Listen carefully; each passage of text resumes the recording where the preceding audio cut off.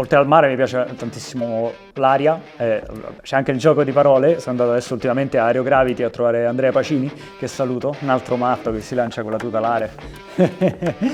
È bello, ma aria c'è solo gente che fa cose estreme.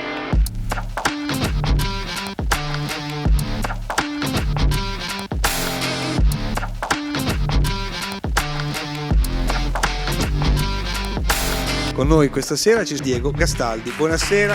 Benvenuto a Diego Gastaldi. Kilimangiaro in diretta. Diego Gastaldi, il nostro amico ormai lo posso dire. Ciao a tutti, mi chiamo Diego Gastaldi, sono un viaggiatore e documentarista. Oggi sono in aria a prendere la mia nuova carrozzina.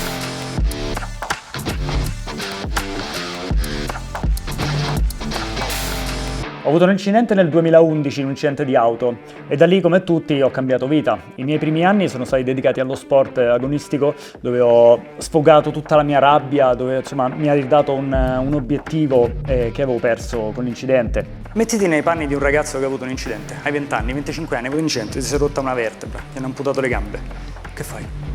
Tutti i tuoi sogni, tutti gli obiettivi che avevi non valgono più. Un giorno tu vedi obiettivo 3 e vedi 100 ragazzi così che si allenano. No, infatti siete... È bellissimo, è bellissimo. Fantastico per voi e per gli altri.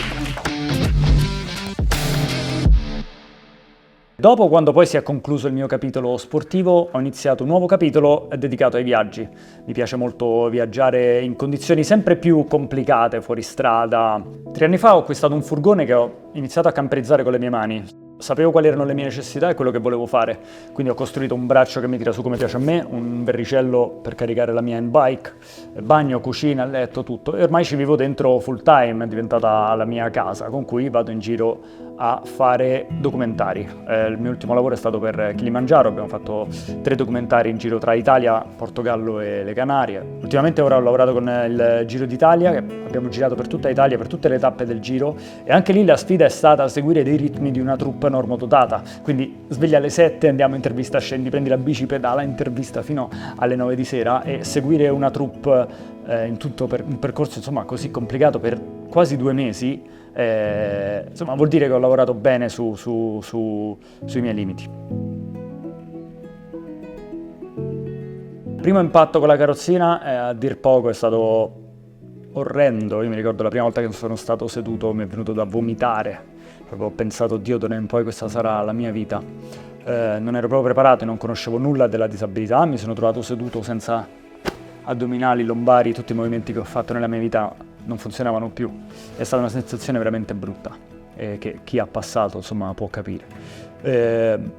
Dopo vari anni insomma è diventata la mia vita, lo sport mi ha aiutato tanto ad adattarmi, vedere ragazzi che facevano cose pazzesche mi ha fatto fare uno step alla volta, fino ad oggi dove questa è la mia normalità. Ho scelto Aria all'inizio perché mi piaceva molto la parte estetica, e poi negli anni, prendendone vari modelli, sono arrivato fino a questa che è proprio un guanto intorno alle mie necessità. Ad esempio è più lunga e più larga di come l'avrei fatta se andassi al centro commerciale, però io non vado al centro commerciale, vado fuori strada, e per me è importante che sia molto stabile. Ho le rotine davanti grandi, ammortizzate, per me è fondamentale perché non si impuntano quando sto su terreni complicati. Anche queste ruote da 25 invece che da 24, è molto più scorrevole appunto su terreni complicati. Altre cose secondo me importanti sono lo schienale, posturale, che deve avere l'altezza giusta. La mia è una lesione alta e quindi devo avere uno schienale comunque importante dietro.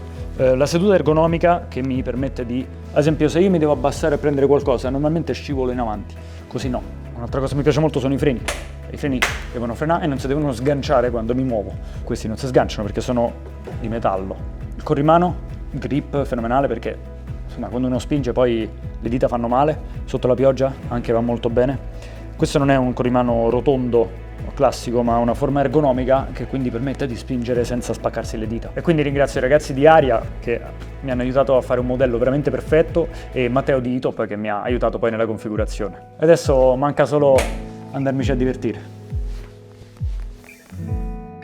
Nei prossimi anni io voglio portare avanti sempre di più i miei limiti in questa vita wild. La mia passione è il mare, è proprio una cosa che adoro, che amo. A breve anche il kitesurf, giusto per unire aria e acqua.